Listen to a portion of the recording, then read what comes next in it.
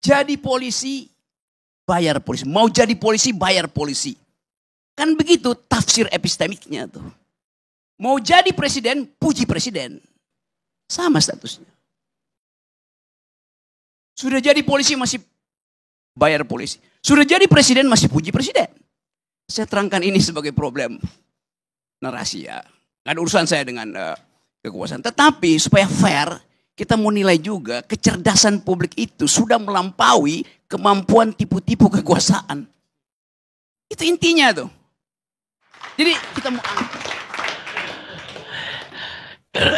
karena Nasrullah disebut-sebut dari tadi, saya persilakan Nasrullah untuk menjawabnya. Ya, terima kasih Bang Karni. Bang, sebelum saya masuk ke materi diskusi malam ini, boleh nggak saya bertanya sedikit? Boleh. Kan termasuk saya, mungkin Bung Rocky dan masyarakat, pengen sedikit saja dapat bocoran hasil pertemuan Pemret dengan Presiden. Nah, satu pertanyaan. Kemudian timbul lagi pertanyaan dari masyarakat yang bisik-bisik saya dengar.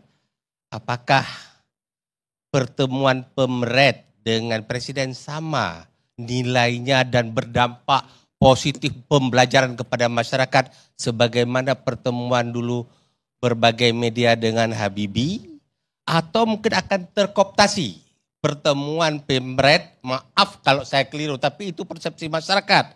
Seperti pemret-pemret dulu yang ketemu dengan Jokowi, kemudian hilang kebebasan, bukan kebebasan mungkin tetap ada. Tingkat kritisnya kepada Presiden. Saya nggak tahu apakah seorang Karni Ilyas bisa terkooptasi juga. Kalau sudah terkooptasi, maka pilar keempat kita terima dulu dikafanin saja Bang. Itu berkenan Abang jawab itu dulu Bang. Biasa kan Abang nanya ke kami, dan sekali ini saya nanya ke Abang. Ya, persoalan. Saya nggak tahu Abang sudah hilang keberanian untuk menjawab. Nggak apa-apa, menyerah aja Bang, angkat itu. Tunggu dulu. Orang nggak dikasih kesempatan bicara. Jadi pertemuan Pemret dengan Presiden itu tidak ada yang aneh. Kecuali Soeharto ya. Semua Presiden melakukan. Dan rame-rame itu. Kemarin juga rame-rame. 40 orang nggak ada kali. Jadi kalau dia kooptasi Pemret sebanyak itu, reaksinya akan jelek. Yang ada, dia menjelaskan semua rencana-rencana dia kepada para Pemret. Jadi kalau, dan semua presiden melakukan, mau Megawati, malah Megawati, dia berangkat ke luar negeri. Salah satu kursi di pesawat itu ada nama Karni Ilyas. Apa saya terkooptasi oleh Megawati? Apa saya kurang kritis? Sama Jokowi, berapa kali pertemuan Pemret? Buktinya ALC pun dilarang. Oh jadi sekarang Abang sudah ngaku dilarang sama Jokowi ALC? Apakah Prabowo tetap melarang, Bang? Kalau memang Prabowo tetap melarang, saya menyatakan sungguh menyesal saya pernah menjadi kuasa hukum dia di MK dulu, 2019. Begini, kalau soal muncul lagi di TV, itu bukan wewenang saya. Wewenang yang punya TV. Wewenang saya mengadakan ALC malam ini. Yang ada ikut. Aplaus dulu untuk Bang Karni tentang ini.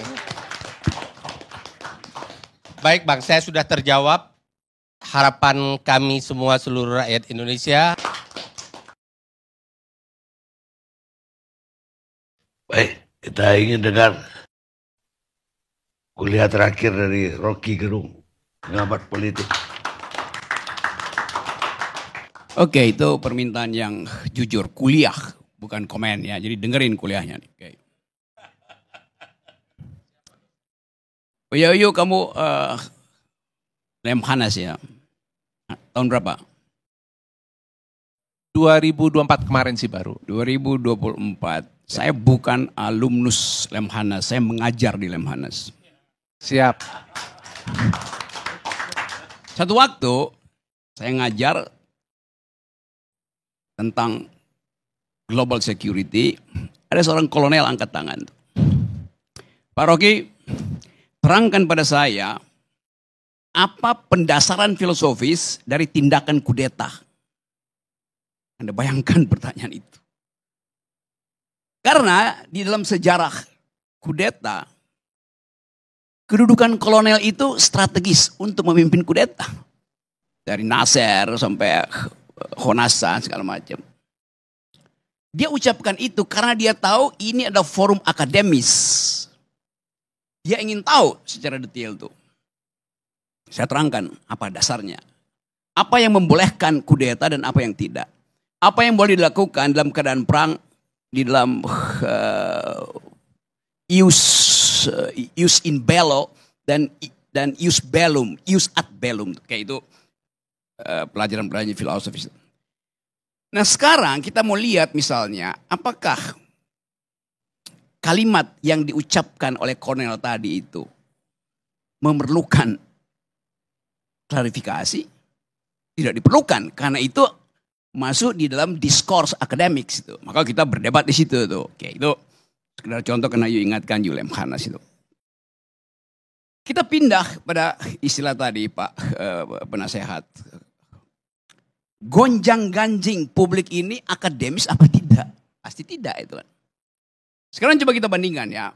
Semua public statement akan menghasilkan public opinion. Pasti itu. Dan public opinion terpecah sekarang. Bayar. Public statement diucapkan di depan publik. Menimbulkan kontroversi. Bandingkan public statement bayar dengan public statement yang bunyinya hidup Jokowi, hidup Jokowi, hidup Jokowi. Apa bedanya? Dua-duanya public statement. Status ontologinya adalah public statement. Si penyanyi yang bilang bayar.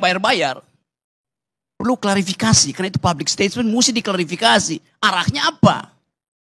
Presiden Prabowo mengucapkan hal yang sama. Siapa yang mau klarifikasi? Buat fairness dalam demokrasi itu. Dua-duanya menimbulkan public opinion. Dua-duanya menimbulkan gonjang-ganjing. Si seniman dengan kecerdikannya membuat diksi itu tuh. Jadi polisi, bayar polisi. Mau jadi polisi, bayar polisi. Kan begitu tafsir epistemiknya tuh. Mau jadi presiden, puji presiden. Sama statusnya. Tuh. Jadi polisi, bayar polisi. Mau jadi polisi, bayar polisi. Kan begitu tafsir epistemiknya tuh. Mau jadi presiden, puji presiden. Sama statusnya. Sudah jadi polisi masih bayar polisi. Sudah jadi presiden masih puji presiden. Saya terangkan ini sebagai problem narasi ya. Gak ada urusan saya dengan kekuasaan. Tetapi supaya fair, kita mau nilai juga kecerdasan publik itu sudah melampaui kemampuan tipu-tipu kekuasaan. Itu intinya tuh. Jadi kita mau anggap bahwa ini betul-betul terbuka satu prosedur demokrasi untuk mulai memilah mana yang menyebabkan orang ingin memuji, mana yang menyebabkan orang ingin mencaci itu. Kalau kita belajar hermeneutics itu, ilmu tafsir tentang narasi, tafsir tentang undang-undang, sangat mungkin si pembuat lirik bayar ini sangat mencintai polisi itu. Karena itu reverse logiknya dia bilang, kesel gue karena bahkan mau jadi polisi mesti bayar tuh. Artinya dia ingin jadi polisi, tapi dia ingin polisi itu bersih kan. Kan begitu psikologi terbaliknya kan. Hal yang sama bisa kita terapkan pada cara menganalisa narasi Presiden Prabowo. Hidup Jokowi, hidup Jokowi, hidup Jokowi. Jangan-jangan itu bukan pujian, tapi semacam satire. Yes. Kan begitu cara kita melihat kondisi ini. Jadi sekali lagi kalau kita terangkan secara lebih lebar dan lebih tebal, ada situasi di mana kita kekurangan liberal mind, kekurangan democratic value, itu dasarnya tuh. Sehingga orang menyelundupkan itu melalui satire itu. Lagu itu adalah satire, pujian Pak Prabowo juga ada satire itu. Karena kalau dibuka datanya, memang faktanya sekian puluh persen bahkan second di nomor 2 itu kebencian pada polisi itu ada di statistik tuh. Demikian juga kita perhatikan kebencian pada Jokowi ada di dalam statistik nomor 1 bahkan di kalangan mahasiswa tuh. Dan bunyinya adili Jokowi itu. Jadi itu yang kita maksud, kita buka ini supaya ada pembicaraan, ada academic discourse dalam masyarakat. Apa akibatnya? Kalau demokrasi tidak jalan, hukum yang bekerja. Penanda bahwa demokrasi tidak jalan, segala sesuatu adalah hukum. Kalau demokrasi jalan, tidak perlu ada hukum. Karena saya bisa bercakap-cakap kok.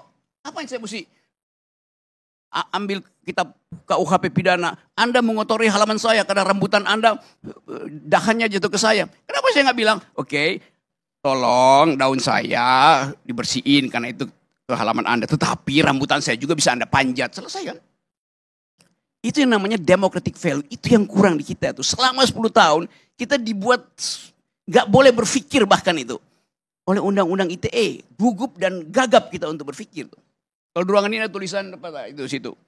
No smoking. Di istana selama Jokowi memerintah ada tulisan no thinking. Gak boleh berpikir. Yes, itu dasarnya tuh. Jadi kita mau kembalikan ini supaya narasi ini, polisi itu korban dari ketiadaan demokrasi itu. Indonesia gelap korban dari tidak terbukaan informasi, itu dasarnya kan. Jadi sekali lagi ini betul tadi Bapak, ini ide yang bagus karena dihubung-hubungkan dengan fondasi demokrasi adalah publicity itu. Kepublikan. ILC adalah lambang pertama kepublikan yang digergaji. Bukan digergaji, digergaji. Kalau beringin ditebang. Beringin ditebang oleh Jokowi. ILC digergaji oleh Jokowi. Itu yang jadi pengetahuan kita. Jadi saya ingin betul, saya dukung, hidupkan kembali forum-forum ini supaya terbuka. Sehingga polisi itu juga merasa, oh ya demokrasi, ngapain saya mesti paksa masker dibuka, ngapain saya mesti. Dia bisa terangin pada atasannya kan, itu adalah pendidikan demokrasi. Itu ekspresi kesenian itu. Bahkan kalau kita ajarin sedikit, bapak-bapak polisi itu yang dibawa, pakai bahasa Latin. Ars longa vita brevi itu. Seni itu panjang, hidup itu pendek. Sehingga si penyidik bilang, oh kalian berkesenian dan itu lebih panjang dari hidup sebetulnya. Kan indah kalau kita bicara begitu kan. Jadi itu yang mungkin tadi si Didi bilang, ya itu yang disebut sebagai, mana yang benar tuh. Polisi, Vox Populi Vox Dei atau Vox Polisi Vox Dei. Suara rakyat ada suara Tuhan atau suara polisi ada suara Tuhan. Mestinya sama. Karena polisi ada rakyat yang dipersenjatai. Harusnya sama itu. Dan kita ingin supaya lebih baik nggak ada pemerintah daripada nggak ada polisi kan. Di Inggris begitu intinya kan. Lebih baik tidak ada Perdana Menteri daripada tidak ada Scotland Yard. Karena bangga betul pada polisi. Jadi sekali lagi saya kira ini bagian dari upaya kita untuk membiasakan perbedaan pendapat. Kalau kita lihat misalnya di dalam perspektif dunia, anak-anak punk ini sama dengan anak-anak rockers atau musik jazz blues itu kan semua isinya protes kan. Coba lihat misalnya lirik dari siapa yang 2016 dapat Nobel literatur, Bob Dylan. Lagunya tuh Man gave name to all the animals. Itu liriknya itu betul-betul menghina kekuasaan. Karena kekuasaan itu disamakan dengan si babi, si anjing, si ular. Tapi dengan literasi yang sangat cerdas. Dan itu yang menyebabkan Bob Dylan itu dapat Nobel di bidang literatur. Anda baca misalnya lagu yang dia kritik Eisenhower. Lagunya, judulnya Masters of War. Dia menghajar Eisenhower Karena Eisenhower lah yang menyebabkan Amerika masuk lagi dalam perang Vietnam setelah perang dunia kedua itu. Dan senjata-senjata itu dikirim hanya untuk memusnahkan manusia yang berada di hutan-hutan Vietcong. Itu yang diucapkan dengan cara yang cerdas oleh Bob Dylan. Masters of War itu. Kan kita tahu bagaimana publik rakyat Amerika itu membenci perang walaupun itu perintah negara. Karena dibumbui atau disemangati oleh lirik-lirik dari Bob Dylan. Jadi semuanya itu biasa dalam sastra itu ya kritik yang paling tajam adalah dengan sublimasi itu. Mensublimkan persoalan itu tapi dengan kedalaman. Nah kita belum biasa membaca itu. Aparat kita juga cepat, wah ini ujaran bukan itu endapan sublimasi dari keadaan. Kan itu dasarnya itu. Apalagi penyanyi-penyanyi blues itu yang bahkan memaki-maki Tuhan dengan liris itu. Siapa? Janis Joplin, sebut aja siapa? Nina Simone itu pernah bikin lagu yang judulnya The Sinner Man. Pendosa yang benci pada Tuhan karena Tuhan tidak menolong dia, maka dia pergi pertolongan pada iblis. Dianggap iblis lebih berguna dari Tuhan. Jadi itu semua ada produk kebudayaan. Dan semacam itulah yang kita inginkan. Yang kehilangan harapan. Karena kita hanya dibiasakan membaca isi amplop, bukan isi pikiran.